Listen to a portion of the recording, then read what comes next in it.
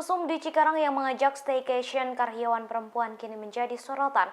Belakangan diketahui bos mesum tersebut berinisial HK yang bekerja sebagai manajer outsourcing di PT Ikeda. HK sudah bekerja sejak 2020 dan telah dikonfirmasi oleh kuasa hukum PT Ikeda, Rudi, melalui konferensi persnya pada Sabtu 13 Mei 2023.